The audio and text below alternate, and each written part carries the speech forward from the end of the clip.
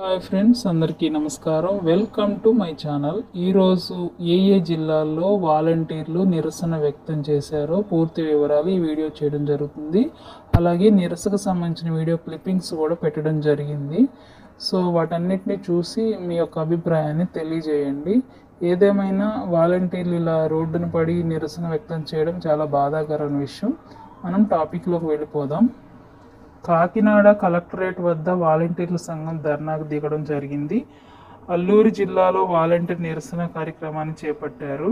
అలాగే జీతాలు పెంచకపోతే సీఎం ఇంటిని ముట్టడిస్తామని తెలియజేస్తున్న వాలంటీర్లు గుంటూరు కలెక్టర్ కార్యాలయం వద్ద ఆంధ్రప్రదేశ్ వాలంటీర్ అసోసియేషన్ సోమవారం నిరసన కార్యక్రమాన్ని చేపట్టింది. ఇందులో భాగంగా అసోసియేషన్ రాష్ట్ర కార్యదర్శి చైతన్య మాట్లాడుతూ చంద్రబాబు ఇచ్చిన హామీ అనుగుణంగా వాలంటీర్లకు ఉద్యోగ భద్రత, 10,000 వేతనం ఇవ్వాలని డిమాండ్ చేశారు. ఇవ్వని పక్షంలో ఏ నిరసనలు మేము కంటిన్యూ చేస్తామని కూడా చెప్పడం జరిగింది.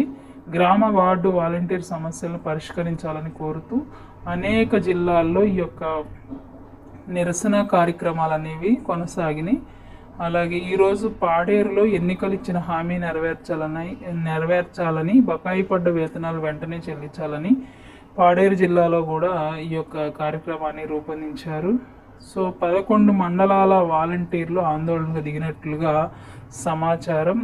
జీతాలు పెంచాలని, ఉద్యోగ భద్రత ఇవ్వాలని, వారిచ్చిన హామీని నెరవేర్చాలని ప్రతి జిల్లాలో ఈ పోరాటం అయితే కొనసాగుతుంది.